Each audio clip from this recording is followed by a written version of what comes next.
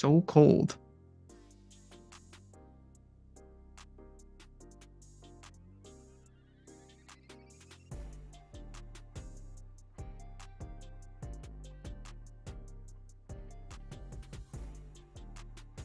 Hey, what's going on? It's week 9 NFL first look strategy.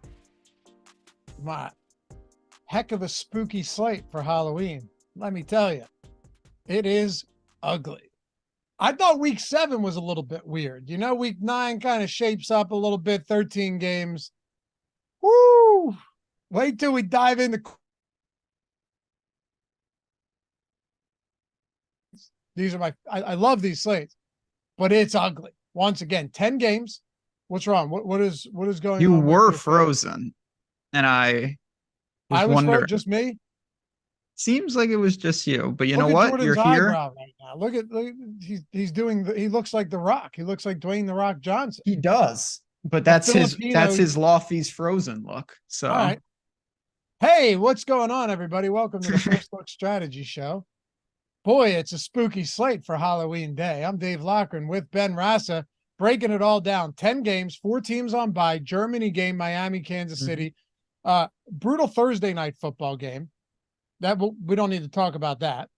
Sunday night, revisiting the tragedy from last year, Bills, Bengals. And then Monday night's pretty disgusting itself. But there are, right now, of the 10 games, 5 of them below 40.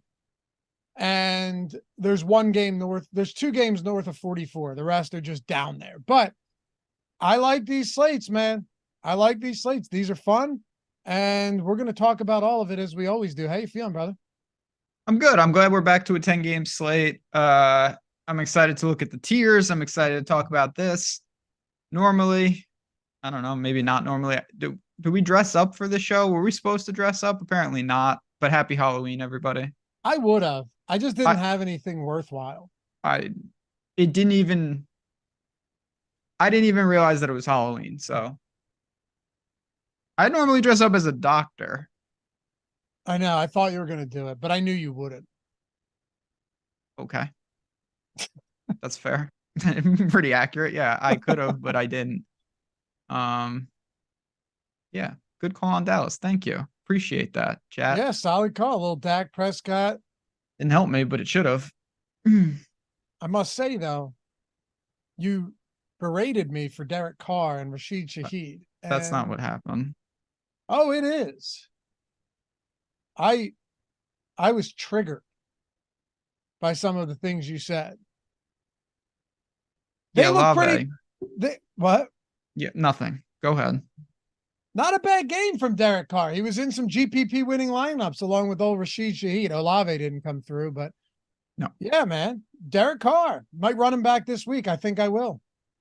I might run him this week. There's still massive problems there because of Taysom Hill. Good for them. I don't really have. He didn't qualify for the Goblin portion, which is saying something. That's a win in his book. Oh, I got a qualifier in the Goblin portion. Good. Mateo said, Lavi, you should have dressed up as a priest. I can't do that. I'm not a sacrilegious. But you don't know why. Atone for your sins. Speaking to the congregation. By the way, take a second out of your morning, hit that thumbs up, subscribe to the channel. Stuff goes a long way for us. Thanks for reminding me, Mateus. Also, check everything we have in podcast form as well. All this stuff goes straight to podcast. Not to mention, we have podcast exclusive content. My favorite show of the week, Ben and I, for 30 minutes after this show, do a little extended strategy show version, podcast exclusive. You can only find it on podcast platforms. We got another one on Friday. We're going to take a look back at week 8, break it all down, use the post-contest simulator, but also just look at the builds that won.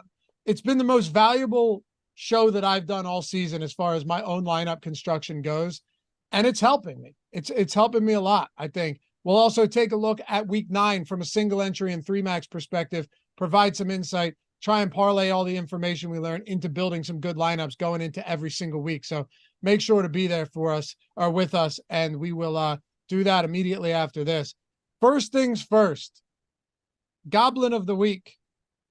Now, I'm going to let you go first And then I have mine. It's a pretty easy one. I mean, shit, it could be Josh McDaniels, but I've already used him. I'm not going to recycle that one. He's not a good head coach. No, he's terrible. The team is bad. He is bad. I've been saying this all season. So have you. But I'm not going to go there. Where are you going for Goblin of the Week for Week 8? So there is one spot, and I can't remember what it was. I will throw out that there was a coach who, on 4th and 1, took a delay of game from midfield, got a 5-yard penalty. Then they got the 5 yards back, and then they went for it. That is disturbing. You don't remember who it was? No, I'm gonna have to go into the archives and figure that out. I'll figure it out during the show. I'm gonna nominate the Giants and their coach. That's mine. What are you doing? How do you lose that game? I know a lot of things went not their way, but the game is over. They're in the fringe Miami Hurricanes, basically just like intentional hold and try to waste as much time as you need. Then they miss a field goal. Then they don't lay on the guy to waste the time. Just everything about it was absolute nonsense. How they lost that game is beyond me. Just stupid. A stupid way to lose a football game. I bet the Giants too. Yeah, at 3. Yeah, it pushed, but that looked real good. I'll tell you how. Do you know how many passing yards they had in that game? It was like -7 or something. -9. Yeah, that's not. They good. had -9 passing yards as a team. Do you realize how insane that is? Tyrod Taylor was the leading passer with 8 yards. The leading receiver in that game was Darren Waller and Matt Breida. 1 for 4. Dude, this is the craziest box score I've ever seen. Waller had 4 yards. Breida had 4 yards. Slayton had 1 reception for -1. Barkley had 3 receptions for 0. That is it. There's nothing else. They had -9 total passing yards as a team.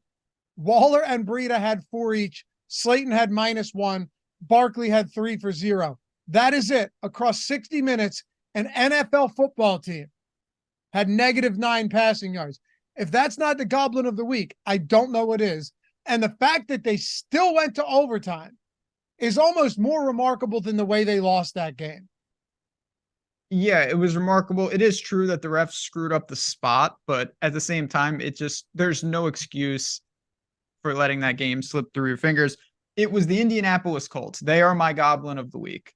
You can have the Giants. It was the Colts, 4th and inches. You try the let's draw them offside strategy, which I think is just dumb to begin with. It doesn't work. You take your delay of game. You bring out your punter. You get a 5-yard penalty. And then you say, you know what? Now it's only 4th and inches. Let's go for this. How is that possible? Someone explain that to me. Think about what I'm saying. Yes, they were right back where they started. Yeah. And the coach is like, you know what? New information has come to light. It's time to go for it. How is that a real thing? You got to tell me who it was. It was the Colts. Oh, it was the Colts. Sorry, I missed that. Oh, yeah, the Colts. Which makes a lot of sense for a lot of reasons if you saw that game. Disturbing. Yeah, Saints lit them up. All right, let's take a look and see if we're reconfiguring anything here. Doing our tiers going into week 9, see if anything changes, what moves, what stays the same. Little week 8 recap. I'm telling you, man, that Broncos defense, say what you want about Mahomes having the flu or whatever. The Broncos defense is not nearly as bad as they looked earlier in the year. Like they're about the Broncos. Me too. They're turning things around. I'm not saying they're a good football team, great football team, but this isn't just like, hey guys, play everybody against the Broncos. It's not. No. Enough. It was communication. Remember the Browns last year, how bad that communication was early in the season? And we're like, how does all this talent perform so badly? And then they turn things around and you go, okay, I don't really want to pick on the Browns defense anymore. I think it's the same thing. I know I'm annoying probably saying this 3 straight weeks in a row, but if last week was any indication, it's the truth. So I think it's pretty obvious. Temporarily, the Niners got to go in a timeout here. They can't be at the very top. They've lost 3 straight. They have to. No, you're absolutely right. They're out. The Ravens are in to me. I'm keeping the Cowboys where they are because the Cowboys are constant. Because you know what'll happen next week? We'll end up bringing them down or something again. They're just constantly moving. Week over week, I have no idea. I think they belong there. I'm not moving the Lions. It's a good game, but Raiders are terrible. Bills were fine. I'm not moving them up. I'm not dropping Kansas City. I see Chad. I think that's reasonable, but listen, when you go on the road in division, it's just very difficult to win those games. Even when you should, I think Kansas City is still the favorite in the AFC. It was also a team that hadn't beaten them since 2015. Look, not saying they're due, but eventually the Broncos in a divisional spot at home are going to have a good game against the Chiefs, right? Yeah. All these teams, there are no great teams, clearly. Like, if we start dropping, there will be nobody left. I know. Like the Eagles lost to the Jets. I mean, the Ravens did not look good early. Like I get it, but I think they deserve with Patrick Mahomes, you could put him up against any team and you have a chance to win any big. He's not moving. I'll tell you what. I think you have to move the Jags up at this point. The Jags got to go up. Okay. I think Does anybody go down? I'm not moving anyone down there. No, I think the Seahawks are fine where they are. Are you? No, if I moved anyone down, it would be the Seahawks, but or the Rams. Rams are just to me they are just a fringe playoff team. They're just like whatever. I think your Texans experiment has run its course. I'll say that. Get them down. You were on the Panthers last week. I did. I said that they were going to win that game, and they had to win it 3 times over. I've never. Oh yeah, you want another minor Goblin? Never in my life have I seen a game-winning field goal made. It's a penalty on the defense, but you have to kick again. Riddle me that. I didn't see that. What happened? So it was because it was, I mean, what actually happened, it was, I guess, before the kick. This but was they're just like Panthers game-winning field goal? Yeah, the Panthers kick the game winner. They throw a flag. It's on Houston. So everyone's like, oh, beautiful. Decline, and it's over. But they made them kick again. They just got to move up. Was it like a penalty before the Yeah, ball it rendered snapped? the play dead. That's the reality of what happened, but it looks so stupid. Yeah. It's dumb. If it's a pre-snap, right? It went in, but the play's dead. I get it. The play didn't exist, but like, come on. What if he would have missed? I would have been very upset. I'll tell you what. I know my hate for Jordan Love has been excessive. Oh man, they're bad. They're bad, man. I know it's been excessive, but I don't think it's inaccurate. I might move them down into the sun. Right now, I'm truly thinking about it. Yeah. Okay. And I might move the Broncos up. To where? I don't know. I don't know. They're not a freak show. If you go into the Vikings category, you can't ever come out. All right, let's leave them for another week. If they come out and they look good, they can go to maybe next year. Yeah. Right. Although they're paying Russell Wilson a ton of money.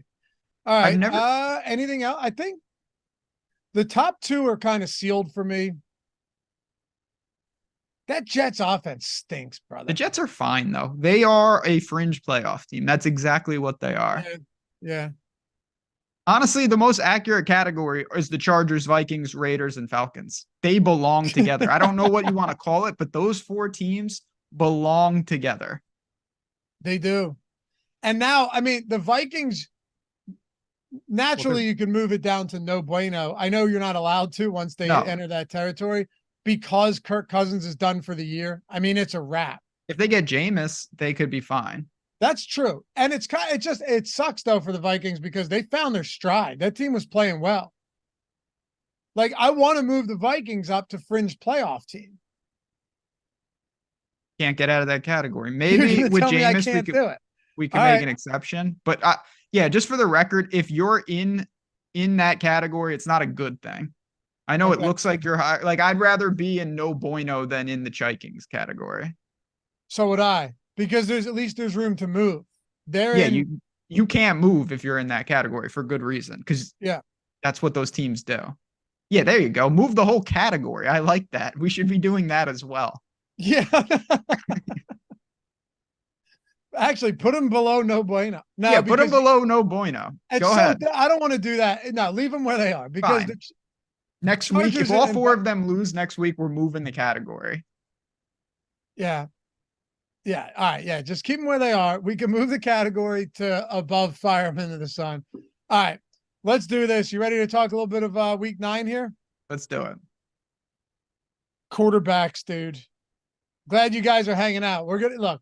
I know that we just take a first look and kind of build the foundation, but this is my favorite time of the week because I love football season and being able to kind of take a fresh look at these slates is, in my opinion, more fun than putting the final touches on it on Sunday, even though arguably that's more important, you know? But I know you feel the same way. This type of stuff is fun to just dig into it. But man, quarterback, Jordan, you yeah, there you go. Skip that whole week recap. I saw you on the sidebar. I saw. Sneaky, That's sneaky. okay. That's all right. So I'm not trying to be hyperbolic here, but this might be the worst quarterback slate that I've seen definitely this year, right? You agree with me? Definitely this year. It's pretty, again, 10 games, so that factors in, but yeah, it's pretty dire. There's still 20 teams though. No, I know. So can I put it to you this way? I basically clawed to find a few additional guys that we could talk about. Like if I was just going into this without needing to make content, I'd probably be talking about 4 quarterbacks on the entire slate. I managed to get 7 that I think are worth conversation at the bare minimum. I don't have a lot for you, which I think is good because sometimes I was really, really concise with my player pool last week. Some good, some bad, but I kind of plan to do that again with quarterbacks. Clearly, Lamar didn't have, the game. I'm not sure he was needed. He had 17 yards rushing. Gus Bus was just racking up the touchdowns. It's hard not to like him, though, in a much more competitive spot back at home this week at 8,200. That's where I start, and that's where the pricing starts.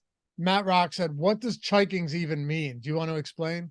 I think it's open to interpretation, but what it means is that there are certain teams that are not, their results are not indicative of anything because they are who they are. The Chargers, the Vikings, the Falcons, and the Raiders. They will have a couple moments this year where you're like, okay, that team's not bad. They'll have a couple moments where you're like, that team's the worst in the league, and they're not. They're just where they are always. They will all be 6-11 or a variation of that. Like the only certain thing about them is pure uncertainty. Correct. They're like consistent randomness where it's just random, but you can count on it. It's like, what? Are you giving candy out tonight? Yeah. What'd you get the kids? Just normal stuff like Kit Kat, Reese's Pieces. Next year, I'm gonna dress up as a goblin with like the bucket. I've got this all planned out. I want to wait till my daughter's a little older so she can appreciate the thrill of me striking fear into the heart of 9-year-olds. And I'm just gonna do this, right? Like with the hands up, and it'll be like a group of 5 kids. Okay. And then the first one's gonna be like, that's a person, and I'm not gonna move. Second one's gonna come up, hesitantly grab their candy. They're only gonna take one just in case. I'm not gonna move. 3, 4, same thing. And then they've all consensus, this isn't a real person. Number 5 comes up, goes to grab a handful, and I hit him with the scare the shit out of him. You got it all planned out. That's a great idea. You gotta wait till the end of the line, and I'm gonna obliterate. And then I'm gonna verbally, of course, not physically. I would never do that. But if he grabs a handful, Ben, thinking that it's his lucky day, it's a wrap. I'm coming for it. Okay. Well, everyone who's watching, beware if you're in that neighborhood. I also used to be the asshole that if I saw someone leave a thing of candy out front, that whole thing's going into the pillowcase. Yeah, I could see you doing that both ways. But I'm regretful. I wish I didn't. Well, that's who you are. Now that's who I was. Who I was. Okay. That's fair. Lamar and Hurts up top. It's not even just up top. They're the clear best options on this. I mean, you could talk about Dak. We'll get into a couple low price guys. I don't even know if Deshaun Watson's going to play. If he doesn't, that takes another guy that's semi-viable in a good matchup off the slate. You know what? This really feels like a Lamar and Hurts slate where I'm super tempted. It's early in the week to just load up on both of those guys, find ways to get cheap elsewhere, and not try and take any insane risks at quarterback. I'm not saying there aren't a few guys that we can look at, but there's a lot of times where you and I could look at the lower end. You know, I like some lower price guys. You like Dak a lot at 6,500 or whatever last week. Dak's fine at 65 this week, but also not the best spot in Philly in a divisional spot. Am I wrong to say it's Lamar and Hurts and then really everybody else? I do think there's a big drop off there. But you could still, again, talent, it correlates with the price. So there are, like, for me, Lamar's going to be up top.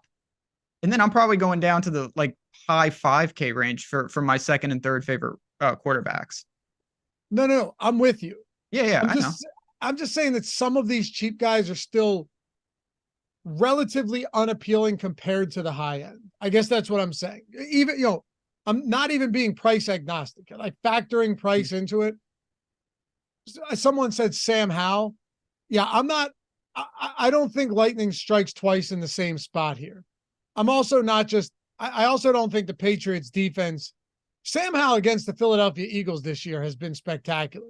He's getting the ball out in like half a second. It's crazy, man. Earlier in the season, I shouldn't say he was great, but he was 29 of 41, 290, a touchdown, no mistakes. He had a good game against Chicago. That's Chicago. Last week against Philly, he annihilated them. But I don't think I want to go back to Sam Howell here at Gillette Stadium against the Patriots. It's not a spot that really appeals to me. If Deshaun Watson plays, I'll entertain it, but he's been terrible. I'm not sure. He's week to week. I don't know if he's going to play. Derek Carr, I'll probably go back to, and it's for the same reasons as last week. As ugly as it is, someone last week in chat, remember on Sunday, they were like, Laffy's saying that he has no faith in this guy, but he's going to play him anyway. That doesn't make sense. Surely it makes sense when they're that cheap because he's airing the ball out 100 times a game. Rashid Shaheed had like 3 targets and 3 receptions for 151 yards and a touchdown. So it is doable. It's possible. These guys are all cheap, specifically Rashid Shaheed and Michael Thomas. I get it. I'm fine with that. But who in the low range are you looking at? Maybe Gardner Minshew at 5,200 against the Carolina Panthers? I don't mind that, but I'm with you with Derek Carr. I think you're back, baby. Didn't take much now, did it?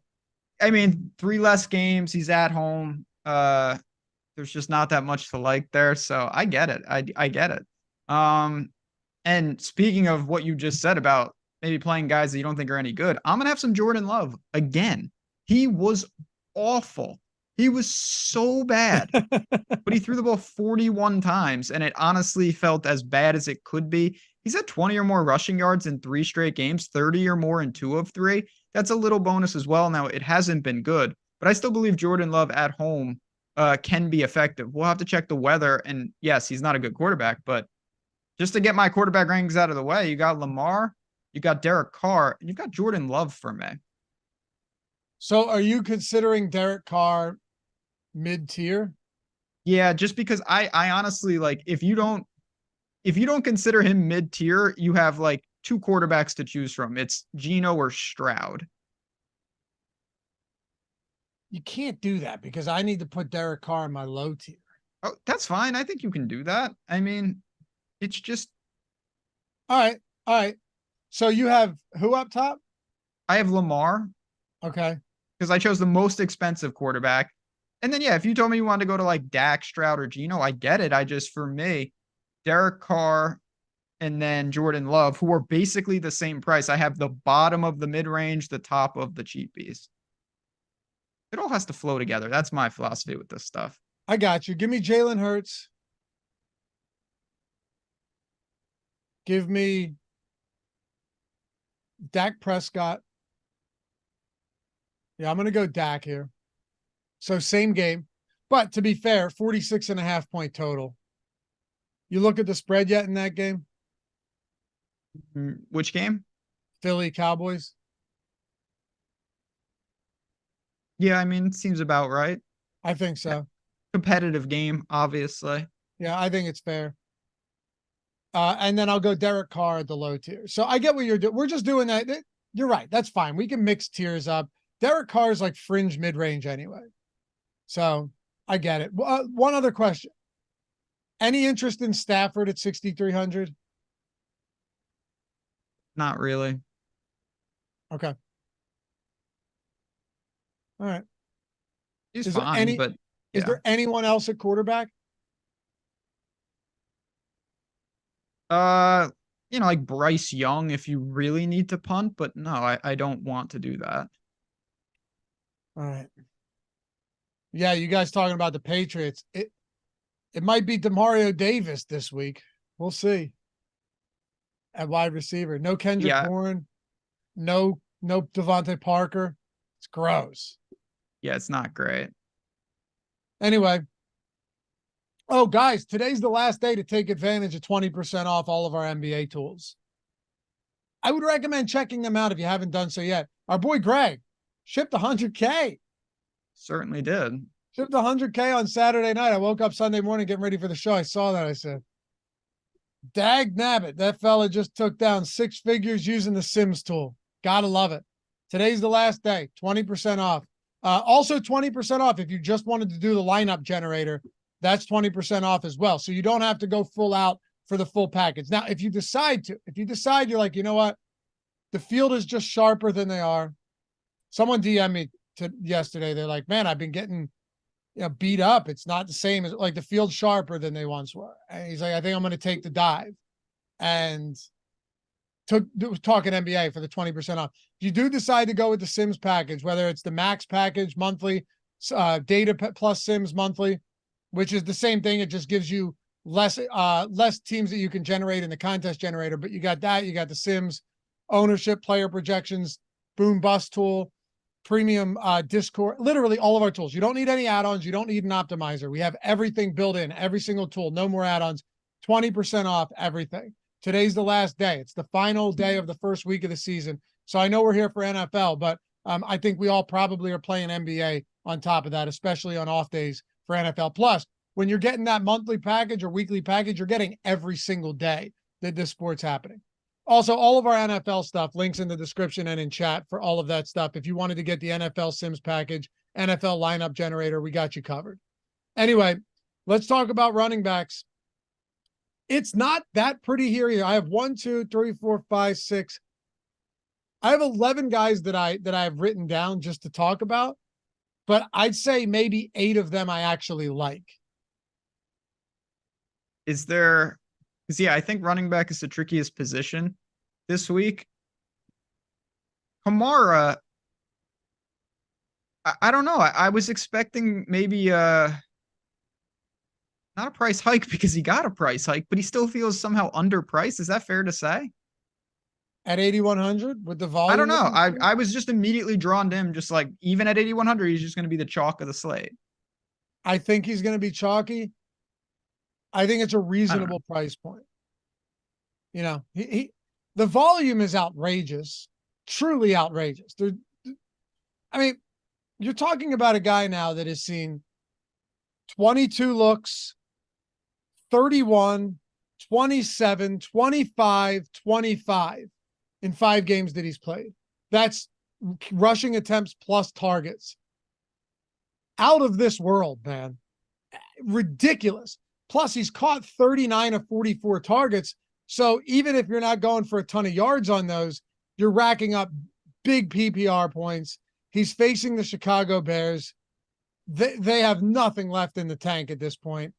Alvin Kamara, early in the week, best running back play on the slate. It certainly Correct. seems to be that way. I'm right with you. It seems to be the best play on the slate. At running back, going to be popular, but for good reason. I will say though, I kind of like Barkley. And obviously you might go, how do you like Barkley after what we saw out of that passing game last week? I get it. Two things.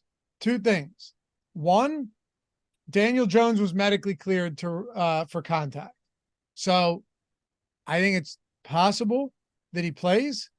Tyrod Taylor was in the hospital. I don't think he's playing. But I think it's possible Daniel Jones plays. But one of the reasons they only attempted 12 passes isn't just because Taylor went down. It's because Barkley had 36 carries and 41 total looks. Ben, 41 total looks. 5 targets, 36 carries. Wasn't very efficient. No. But, but holy shit, man, that is insane volume. And after seeing how dysfunctional this Las Vegas Raiders offense is, and I do believe that the defense for the Giants is not that bad. They're not the problem at all. You know, I actually think that this defense, this Wink Martindale defense is pretty decent. You know, they're not losing games. So if we see a similar game script to last week, hopefully a little bit more scoring. That's the first time I ever bet an under 36 and felt great about it, by the way. If it remains similar, and Barkley's 10 just overtimes. What's it? Yeah, 10 overtime. And you're getting that volume from Saquon Barkley. I'm not writing him off just because it's a bad offense. Definitely can't be written off. I still worry about a lot of things just because right now, if without the volume, I don't think the efficiency can really get him there at this price, but the volume could easily continue. So I get it. You know, you don't have that much. You know, you've got one in the 8K, 2 in the 7K, and then a handful in the 6K for running back. It gets pretty mid-range pretty quickly when you look at the slate. For sure. The Goodfellas said Giants O-line is banged up. They have no top receiver. Of course. But they've been banged up all season.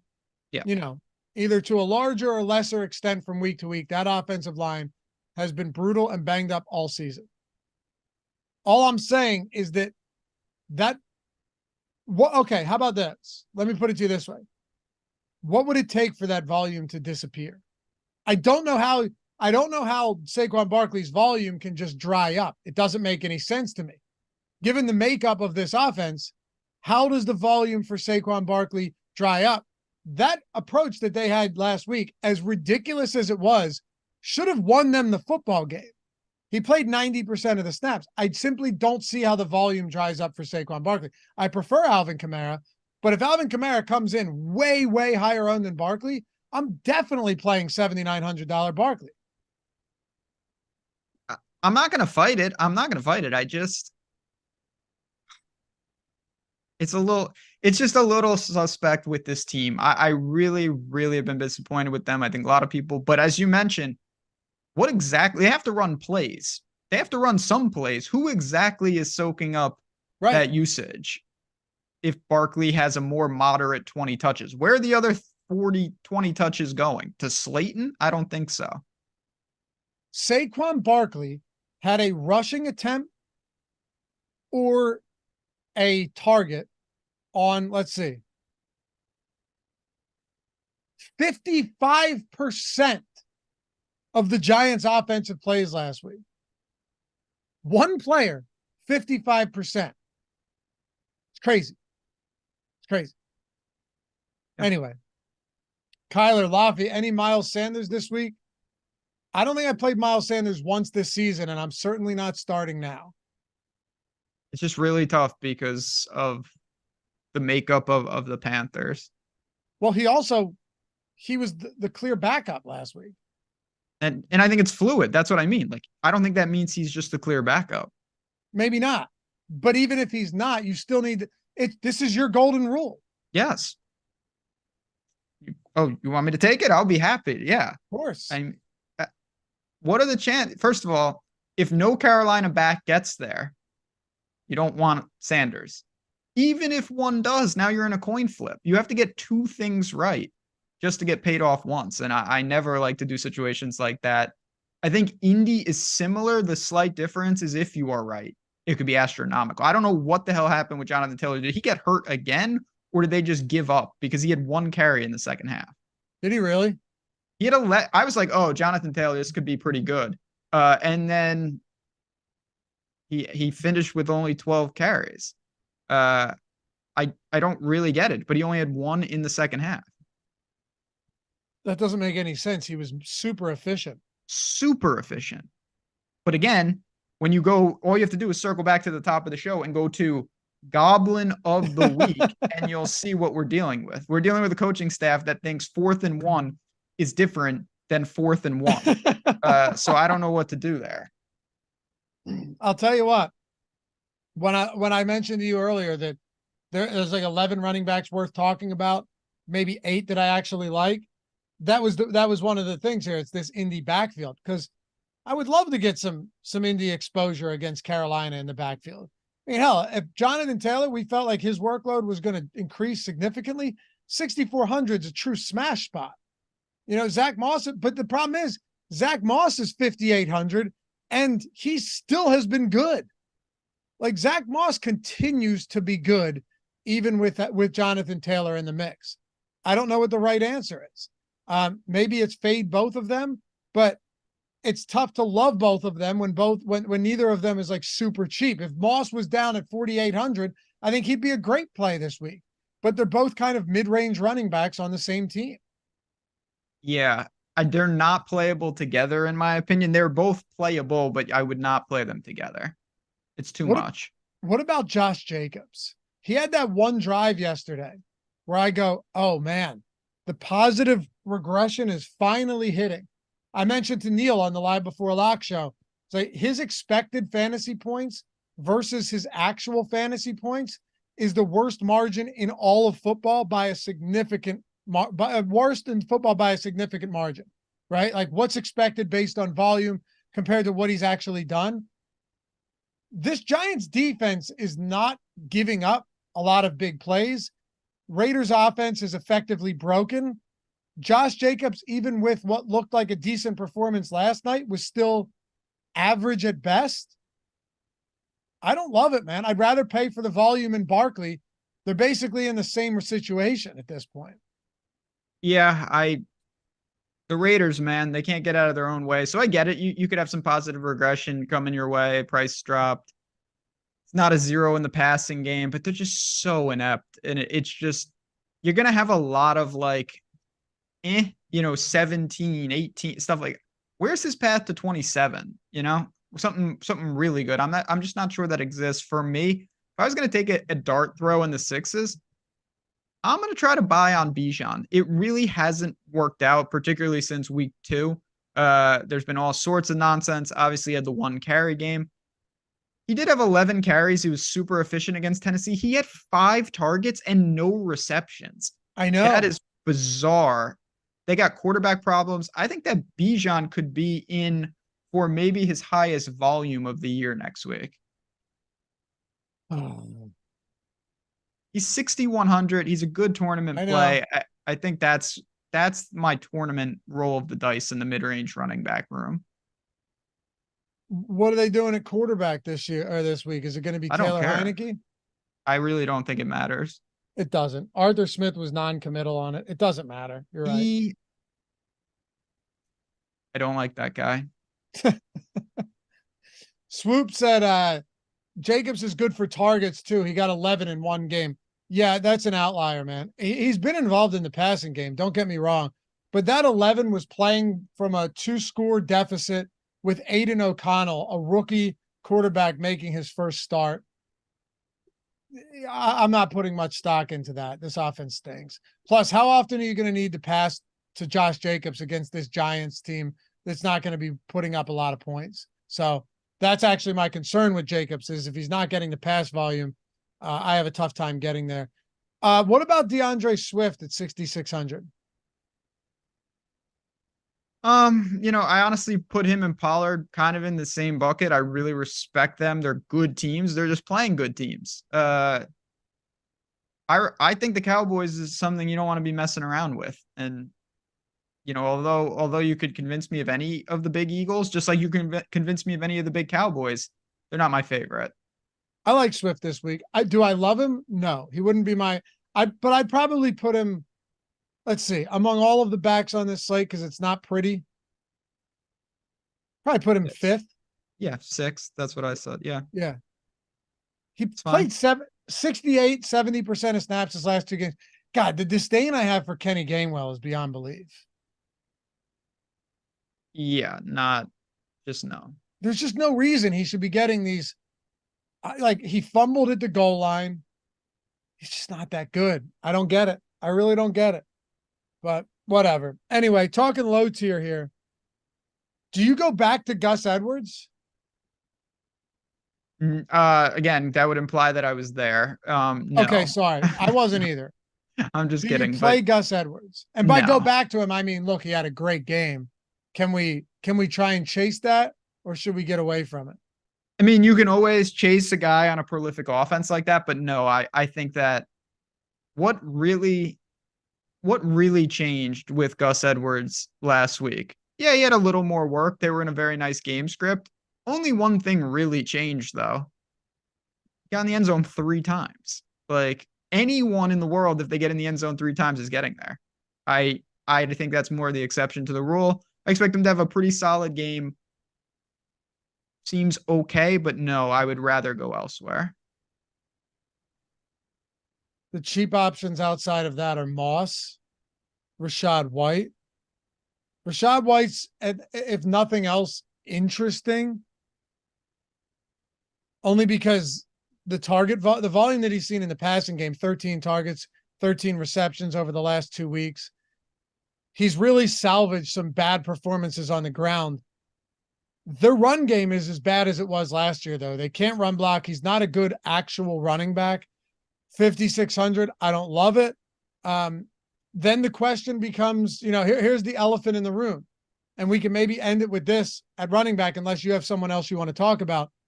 You probably know where I'm going to as well. What are you doing with the Cleveland backs? Yeah, so the Cleveland backs definitely are interesting. Great matchup. Both can coexist, which I do like, but you are still kind of, dealer's choice, flipping a coin. I think Kareem Hunt would be my choice. I think that would be most people's choice. Ownership is going to have to tell the tale here a little bit, but they're playable. And then I'm going to give some love once again to Ramondre Stevenson. I'm trying to get this over the line. It is not working, but the difference against Miami, I was expecting a little more targets. He had 4 targets. That's not what I wanted. In this game, I think you can have more success on the ground. You're still looking at 15-ish touches. I think that can push a little. Price is right. He's in the conversation for pay down running backs this week. What's he priced at now? He's 54. Nothing crazy. If these Cleveland running backs are really popular and I can get Ramondre at like a fraction of that ownership, I'm fine making that pivot. I actually don't hate that. Here's another reason why.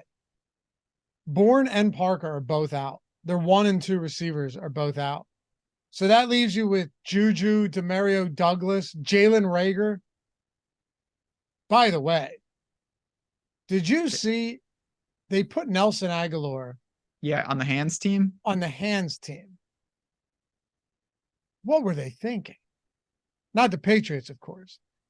No, I know Baltimore. They cost them the cover. Didn't affect me, but just pure stupidity.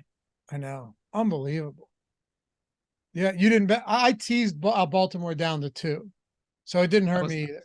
But, and then they had that weird spot where people were up in arms about the ref moving the ball. I'm assuming they just got word from up top. Oh, yeah. They made the call. Do you know what I'm talking about? We're playing. I saw the inaccurate spot. Yeah. Well, it was spotted. And then, like, without anything else, he just took the ball and moved it back a foot. Yeah. I mean, there's a string of just bizarro between that, and there's an epidemic in the NFL. This also pisses me off, where you throw a flag, it's a subjective call, and then you're just like, yeah, there was no foul.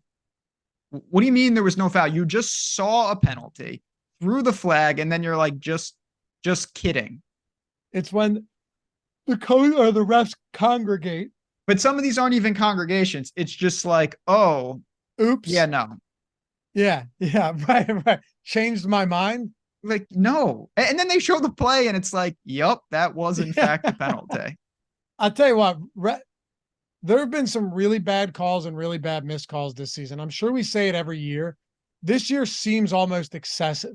I mean, DeAndre Hopkins, as much as I love him, had the clearest, most blatant offensive pass interference I've ever seen on that one touchdown down the sideline.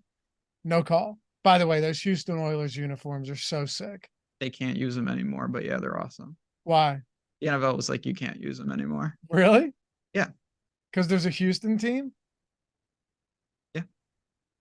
Really? They told them they can't do it? Wouldn't the NFL have known this was happening? It wasn't a secret. They didn't just pop up in them. What do you want me to say, fella? It's just inept. Like, yeah. What do you mean? It's your league. It's not like dodgeball when they got the wrong uniforms and stepped out onto the court in the dominatrix outfits. It's kind of like that. You know what I'm talking about? I hope so. Yeah, of course. Great movie. It is a great movie. Yeah, all right. That's weird. That's dumb. Anyway, I don't have anybody else at running back. No, my last guy would be Ramondre. All right. I actually like that. Maybe they're wise and just try and force him the ball this week. They already had nobody in the passing game. Now they have nobody in the passing game. So yeah, let's talk wide receivers. Before we do, guys, by the way, oh yes, good call. Thank you, Jordan. I'll go. Give me Kamara. That mid-range is tough. I guess I'll go Swift. And then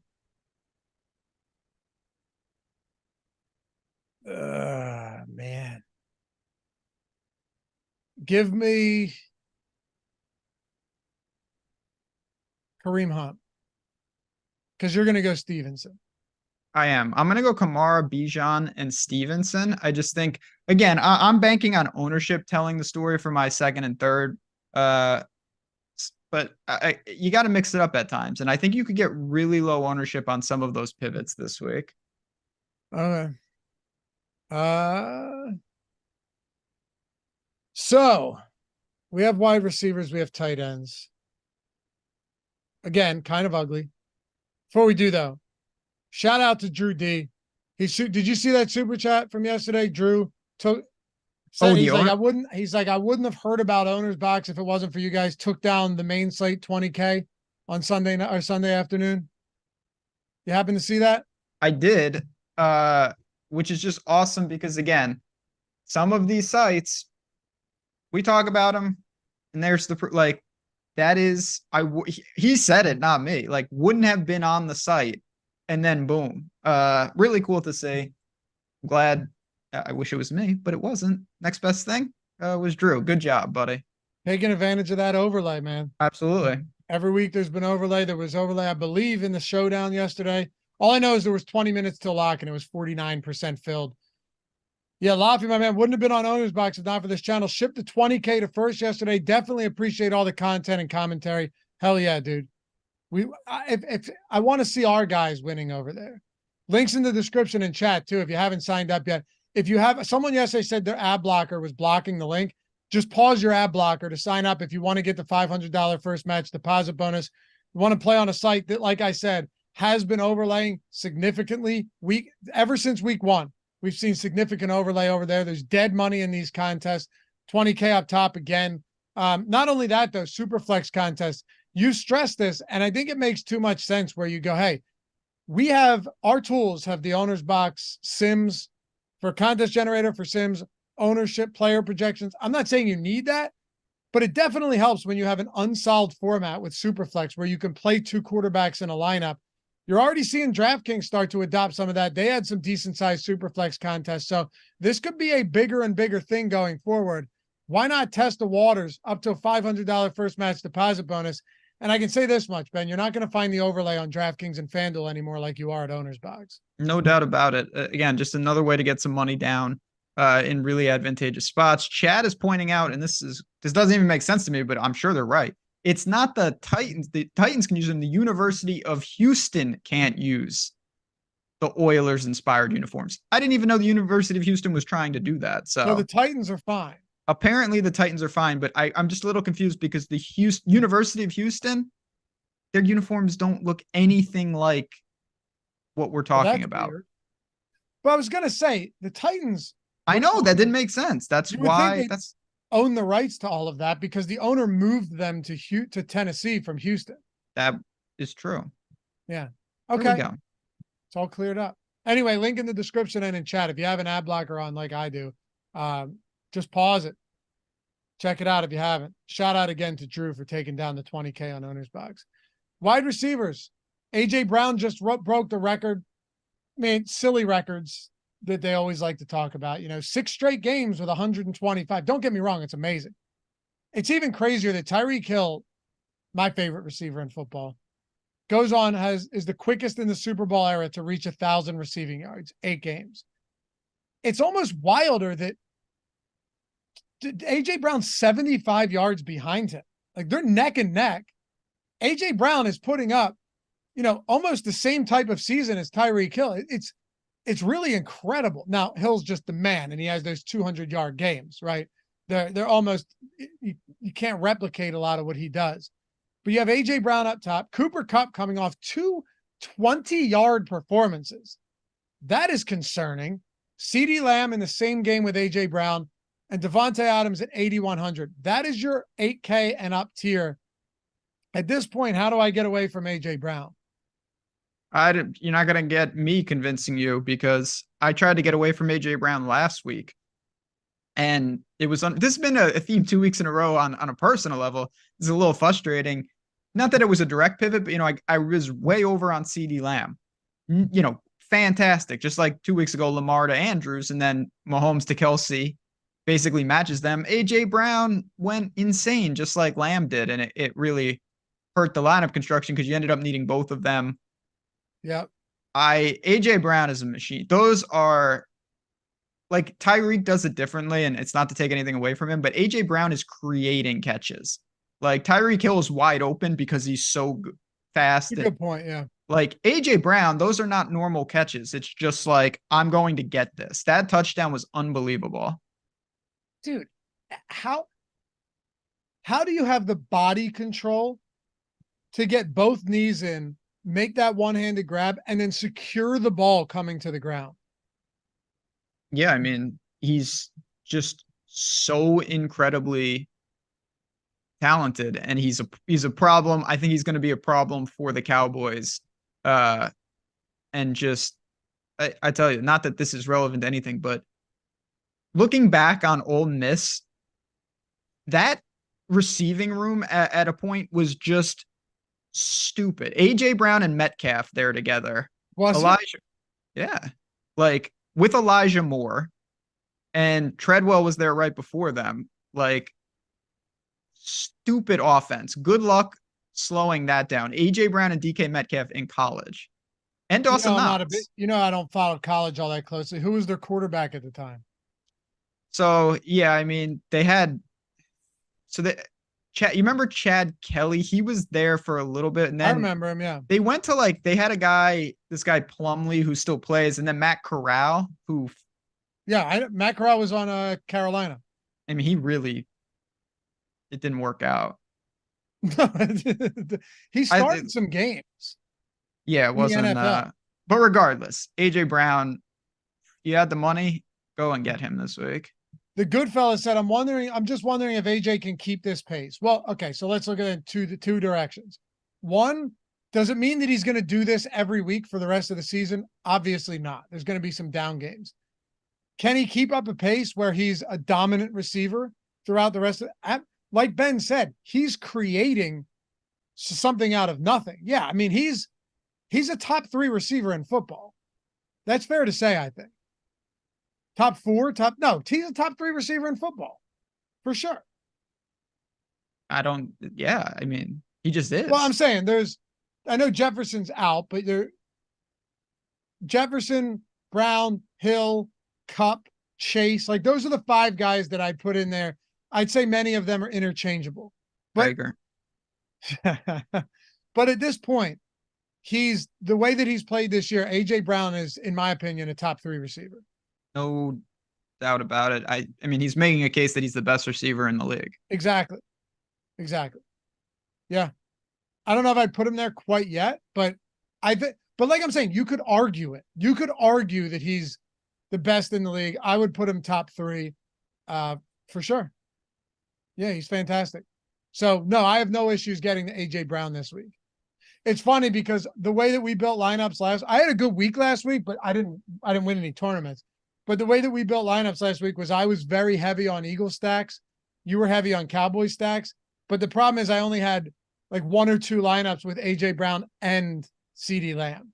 That's what really killed me. Yeah. So with both like this, the individual stacks we both had, albeit different, both worked. Just didn't have enough of them combined. Yeah, for a lot of, and we'll talk about that extensively on the podcast, which again, it's really good insight and it's a fun laid back show. But for me, I get it started with AJ Brown. And still, there's so many names here. It's a deep range. Did you go to Cooper Kupp this week after what we've seen the previous couple? Not looking to do it. I will entertain it if you're going to tell me like AJ Brown is overwhelming chalk and Cooper Kupp is an afterthought because it's still Cooper Kupp. But no, if it's even close, I would rather have AJ Brown. If you were to rank the top guys above 8K, Brown, Kupp, Lamb, and Adams, how do you do it? That's semi-tough. Yeah, I think it's semi-tough. I would go Brown, Adams, Lamb, and then Kupp. Okay, so you would go Adams second. I would. I know it's really frustrating right now. I still think, though, at home against the Giants, they got to figure it out. Maybe they can. I do think there's a big drop-off right now, and ownership might tell the tale. I'm not really looking to mess around with the other two. Maybe CeeDee Lamb would be second. That's pretty close for me. That game could definitely shoot out. Definitely. The mid-range, and by the way, Cooper Kupp, I don't know what to make of him right now. It's difficult. I'm not sure what to make of it. I'm really not. Green Bay's secondary isn't the biggest issue. No. And that pass, I'd go Brown, Lamb, Adams, Kupp. Yeah, that's probably what I should have done. Yeah. Do you pay for $7,500 Thielen this week? No, you're not going there. No. What about Mike Evans or Chris Godwin? 7,300, 6K or 7K respectively, going up against Houston on the road. Any thoughts on that? Because Mike Evans can really piece together some solid games. Oh, absolutely can. And, going on the road in the dome, that's not a bad spot. That could be a sneaky little attackable game. So I'm fine with that. It's very difficult to decipher the Godwin versus Evans. But I think you have to look to them. So it's not my priority, but I would be very comfortable just landing and taking a stab at those guys and just random one-off lineups, even if I don't stack that game.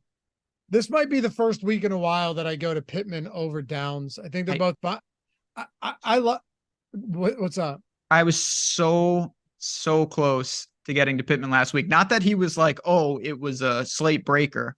I really wanted to get to him, and he had 13 targets. I actually thought he could have had a huge game. Yeah, 8 for 40 receiving.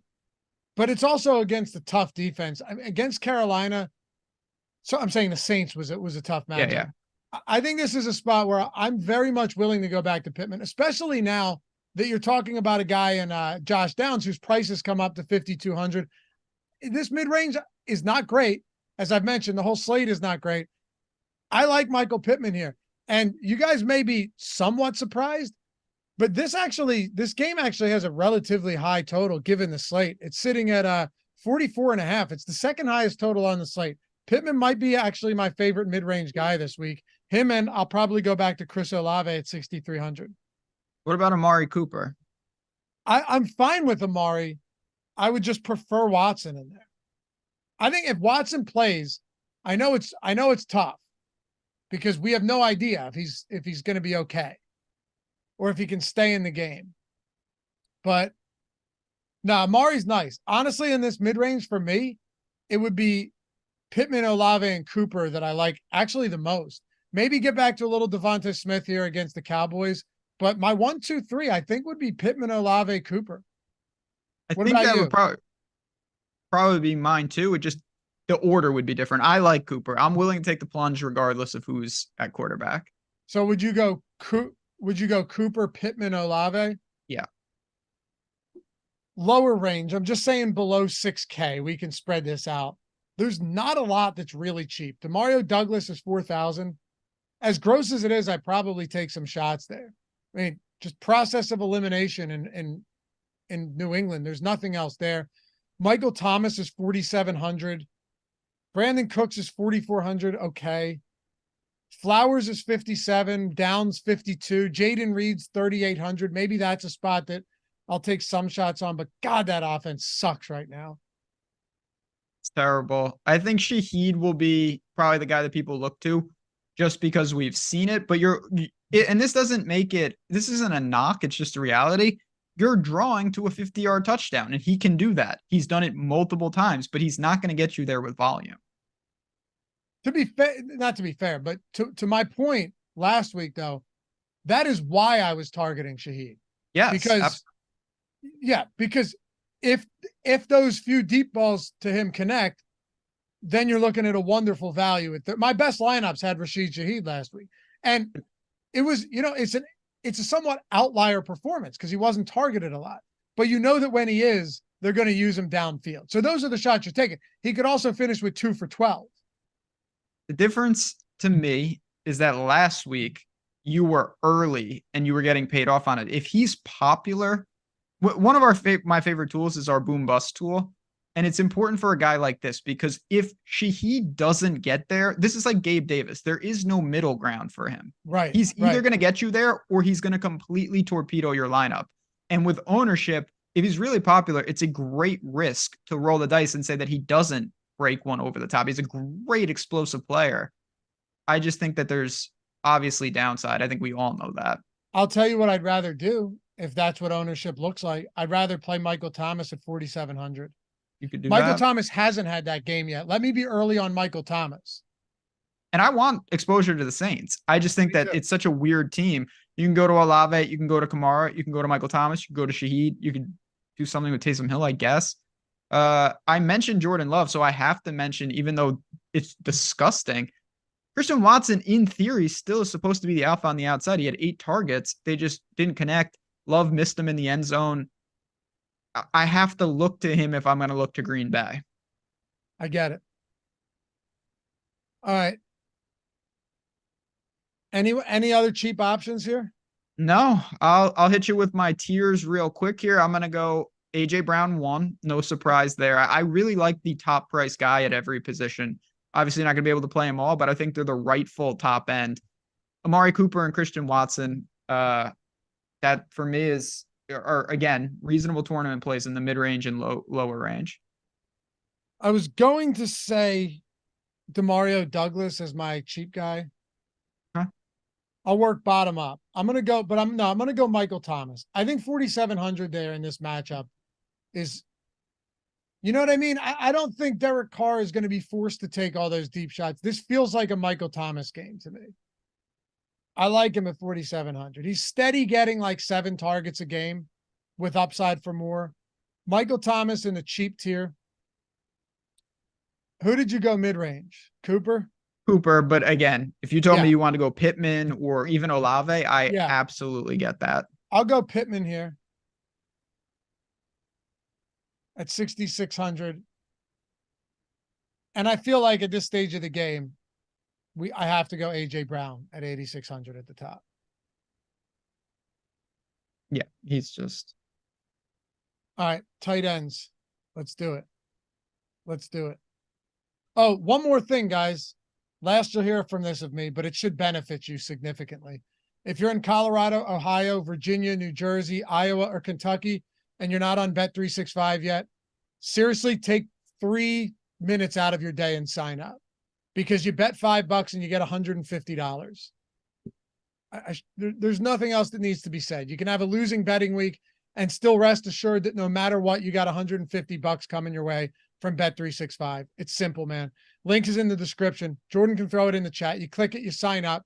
Literally takes 2 minutes to sign up, verify yourself, deposit 10, only need to bet 5. Whether you win or lose your bet, you're getting $150. That's it. That's it. Anywhere else in life, someone offers you 150 for $5. You feverishly search for your wallet and you pull out $5. It's the same thing here. Plus, you end up turning that 150 into however much. All of that, once you bet and win it, is going to be immediately withdrawable. There's no like playthrough where you get site credit and then it's like, yeah, but you have to play through 10 times in order to withdraw any of it. No. You're getting, you win on these, you win on this, it's immediately withdrawable. Kentucky, Virginia, Ohio, New Jersey, Iowa, and Virginia, $150 on $5. Win or lose your bet does not make a difference. Must be 21 years or older to gamble, 18 plus in Kentucky. If you or someone you know has a gambling problem, please, for the love of God, call or text 1-800-GAMBLER. All right, tight ends. I mean, really the only upper tier guy is Mark Andrews. I suppose you could throw in some of these 5K options, but like Hawkinson without a QB, Mark Andrews is going to be my favorite top tier option anyway. I like him in this spot. I think you could see a decent amount of points. Yeah. I mean, again, if you're going to Lamar, you know you could get there with rushing, but you also know that if he's going to have a real ceiling game, it's going to be passing too. And yes, Flowers, but Andrews is still the guy. I'm going to make a case though, and I get it for AJ Brown. We know that Goddard is still a part of this offense. He might not be the focal point of it, and they've got weapons up and down the field, but he's still getting a healthy amount of targets. He's got 29 targets in the last 4 games. He's sub 5K. I think he could be a nice secondary stack option for the Eagles. I like Goddard this week. So do I. I have no issue with him. I liked him less last week because you want to beat the Washington Commanders downfield, right? You want to beat Washington downfield. And the Eagles did that. They had a bunch of explosive plays. In a game like this, I don't have an issue going to some Dallas Goedert at all. Would you play Taysom Hill? I have to ask you. I don't know what to do. I think you have to. So this is where it's super tricky. Could you play Taysom Hill? And then if the answer is yes, what does that look like? Like, is it part of a stack of the Saints? I don't think so, right? Because he kills Carr. I wouldn't. No. His production all came on the ground last week. It would have to be ISO, and then he leverages against Kamara. Yeah. I mean, crazy lineups would be Taysom Hill, Chris Olave lineups, or Taysom Hill, Michael Thomas lineups. That would be the crazy one. I mean, I don't think I'm going to Hill this week for what you could have stacked it all. What? I mean, last week was one of those dumb weeks where like you could have had like a 5-man Saints stack. Yeah. But it's funny because you could have Rashid Shaheed, Kamara, Carr, Taysom Hill, 4 probably, right? Yeah. That is crazy now that I think about it. So it's insane. And 2 of them getting, they are. That's why they have their own category. They are, as you've said it many times, a bizarro freak show.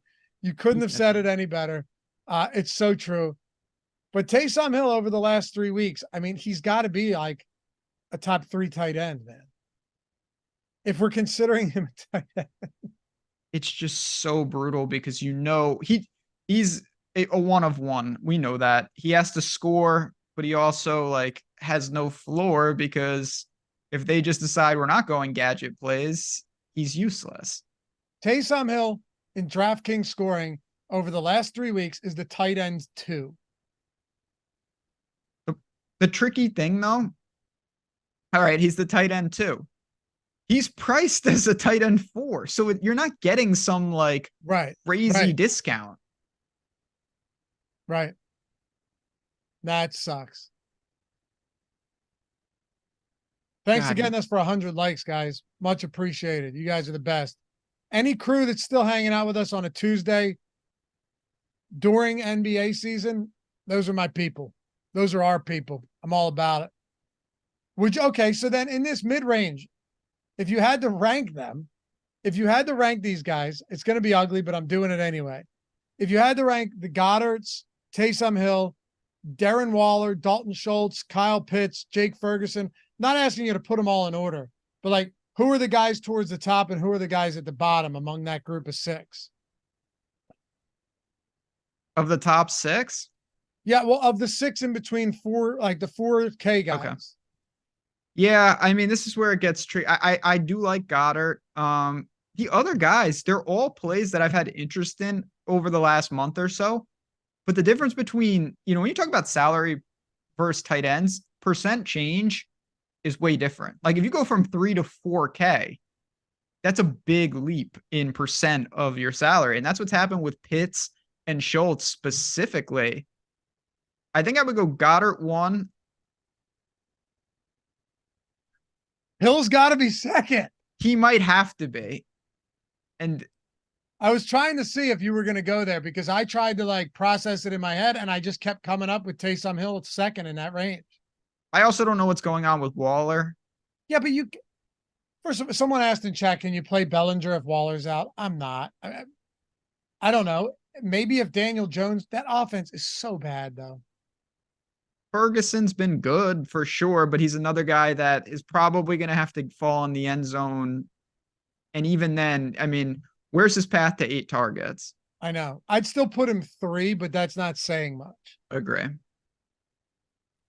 Cheap guys, dude, I don't have much at all below 4K. Maybe you can help me here. I'm looking at, potentially David Njoku. I think my guy. Yeah, that's kind of a nice spot. 7+ targets in 3 of his last 4. He's getting the volume, only 1 touchdown on the year, but that can change. If Watson's back, I'll like that. I think he'll probably be pretty popular in that spot. Trey McBride, look, love the guy. 14 target game. It's a tough matchup. So was last week. We both were pretty heavy on him in week 8. I was heavy on him in week 7. It didn't quite work out. A little early there. What do you do with McBride? And what do you, to close out, what are you doing with the low tier? Like Njoku, McBride is definitely playable, but you got to keep in mind Clayton Tune is a complete wild card. We have no idea what he can do. And the prices come up a little bit. He's not going to be unowned still by any stretch. I don't think it'd be as popular as last week, but I'm fine with McBride. I prefer Njoku, and I'll throw in Cade Otton just because I think you can get exposure. If you want to go sneaky stack in the Bucks Texans game, I don't think you're going to want to have Evans and Godwin. If you don't want to allocate that type of salary, maybe Otton is the missing piece. Possible. He's flat 3. That's not bad. Someone asked about Musgrave. You're on the Packers this week. Would you play Luke Musgrave at tight end? Again, with Jordan Love, it becomes at least a conversation, but I'm going to look to avoid that for most. But yeah, I think he's in the conversation, but he's probably a stack piece more than a one-off. As it stands on a Tuesday, still 5 days out, David Njoku, clearly the top sub 4K play, right? Agree. And McBride might be honestly second. Here are my tight end tiers. Okay. Mark Andrews, Dallas Goedert, David Njoku. I think you're probably going to have the same there. Yeah, I mean, I'm gonna go just a little cheaper for the people because I have no problem with that. I'm gonna put Goddard, Njoku, and then I'm gonna throw Otton in on the bottom if I can. Okay. Just because if you're in a jam and you need a real punt, I think he's an okay piece. So Mark Andrews, Dallas Goedert, David Njoku for me. For you, Mark Andrews, Dallas Goedert, Cade Otton for you. Now, I'm gonna go Goddard and Njoku. Njoku second. Yeah. Gotcha. I would love to throw Taysom Hill up there. It's just tough. He's in a different category. He's in the defenses. You know what the problem for Taysom Hill is too? He could legitimately just give you a 1.5. No, actually 1. Yeah. Yeah. The whole team is. And I know it seems like that doesn't matter. And it doesn't truly, if you're trying to win the milli, but if you're trying to cash the spy or the power sweep or a 3-max, the difference between your tight end busting and giving you 7.5 or 9 or 1 is massive. Yeah. Well, we're going to talk about it right after this when we hit the podcast exclusive. 350 of you guys hanging out with us. There'll be more of you guys after, trickling in after this is live. I promise you, I can promise you this much. Not many things I can promise you in life. I think Ben would agree that you will like that podcast exclusive episode. I say that I've been doing this long enough to know what good content is and then what shitty content is that we need to cut quickly, right? Before it tarnishes our reputation. This is good content and it's going to help you if you're playing football, if you're playing DFS, no question about it. So check it out. That'll be up in like probably an hour and a half or so. Apple Podcast, Spotify, whatever it is. Defense under 3K. I got 3 of them. And the Giants are going to be one of them this week at 2,300, all the way down there at the bottom. No problem going to I played the Broncos at 2K flat last week. Yeah. You think I have an issue getting to the Giants against the Raiders? I certainly don't. Nope. You can always go down there, particularly when it's like Jimmy G. That's ridiculous. Patriots? I like the Patriots a lot. I have 3 teams written down. What? Nothing. I look at the screen and just Taysom Hill is just peppering everything. I have 3 teams. And all of them are at like each tier of the sub 3K. I have the Patriots at 2,900, the Rams at 2,600, and the Giants at 2,300, but I prefer Patriots and Giants. Yeah. I get it. I think this is going to be a week, and we'll talk about this again on podcast. I think more people are going to be prone to pay up at defense. Atlanta's going to steam because of the Kirk Cousins situation, and I hope that that's an exploitable situation. Follow Ben at JazzRaz DFS, double Z, single Z, DFS. It's right there under his name on the screen. For me, Loughran_D on the Twitters, LOUGHY_D.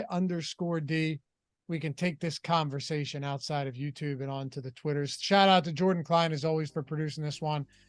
We'll see you back here throughout the week. Ownership show, sim show, tournament strategy. It all culminates in a 4-hour stream on Sunday, taking you up to what looks to be another wild week 9. So hang with us. Of course, NBA Deeper Dive live before lock tonight. All that good stuff. NHL strategy show coming up. We're going to go record a podcast exclusive.